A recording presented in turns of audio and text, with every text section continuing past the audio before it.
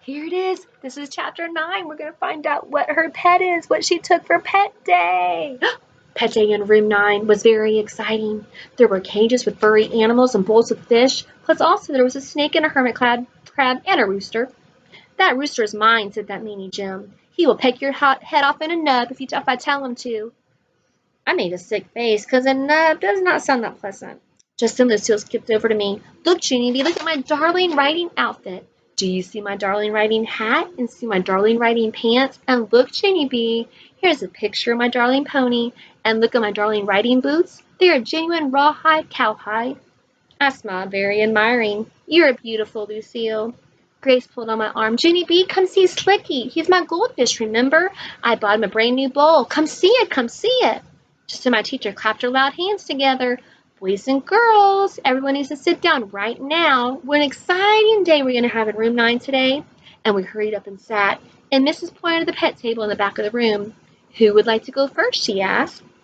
Who would like to introduce us to their pet? Me, I shouted. Me.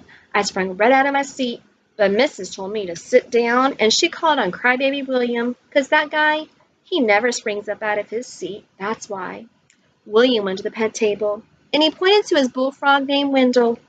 I just got him on Saturday, said William. Well, he certainly is a handsome bullfrog. Would you like to take Wendell out of his tank for us, William? Would you like to show the children how to hold a bullfrog? Then William's face got whitish and sickish, and he started sweating a lot. That's how come Mrs. had to put a wet towel on his head, and she said he didn't have to hold Wendell. Charlotte went next. She showed us her bunny named Slippers. She carried him all around the room, and she let us pet his head. Slippers, he smelled like stinky feet. After Charlotte came Polly Allen Puffer, and he showed us his parrot named Pirate Pete. Only too bad for Pirate Pete, 'cause he kept on saying a bad word, and he wouldn't stop, so Mrs. had to send Pirate Pete to the office.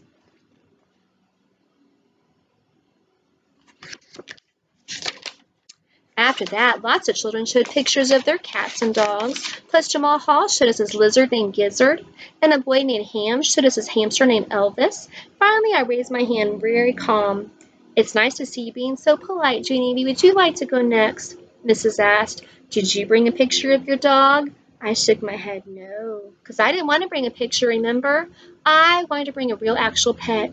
Only too bad for me, because Mother said no raccoon. Then Grandma Helen Miller stole Sparkle, plus also I lost Noodle, and then we couldn't find the orange juice, and so that's how come my grandpa moved the frozen vegetables, and boom, I saw a pet in there, so I put him in my backpack. And here he is now. Oh, after that, I quickly unzipped my zipper pocket, and I held my pet for everyone to see.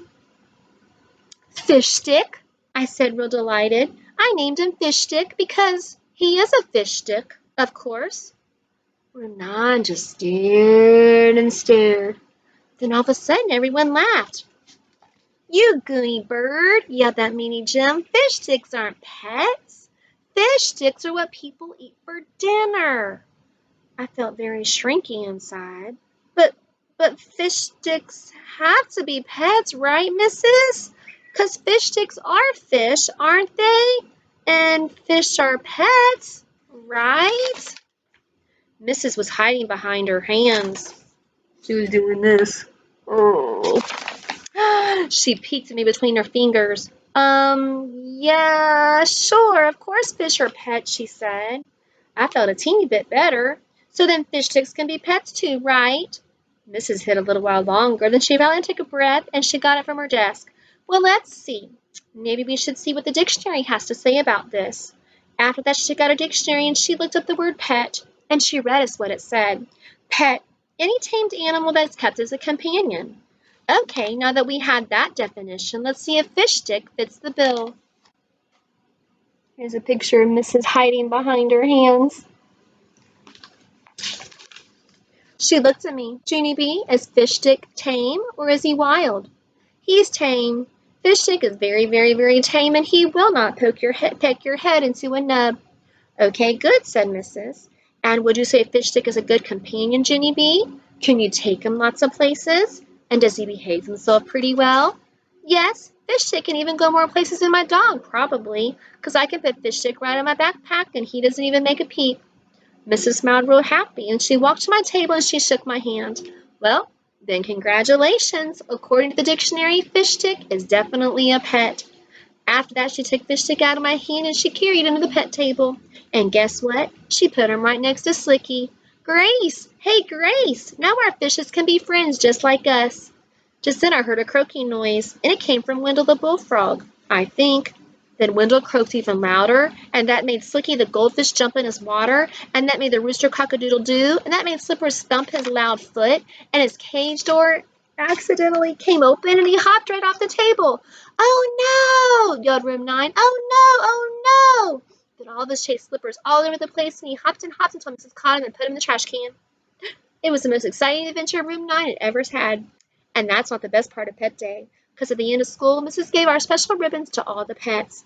The rooster got the screechiest, Pirate Pete got the talkiest, Slicky got the bubbliest, and Slippers got the most rascally rabbit, and Fish Stick, he got the most well-behaved. I did a guess at that wonderful thing, and I shook and shook Mrs. hand. Thank you, Mrs. Thank you, because this is the proudest honor I've ever imagined. Mrs. laughed. She said me and Fish Stick made her day. She gave me a hug, and that is called a perfect ending. That is the end of our book, Junie B Jones, Smell Something Fishy. I hope you enjoyed it as much as I did.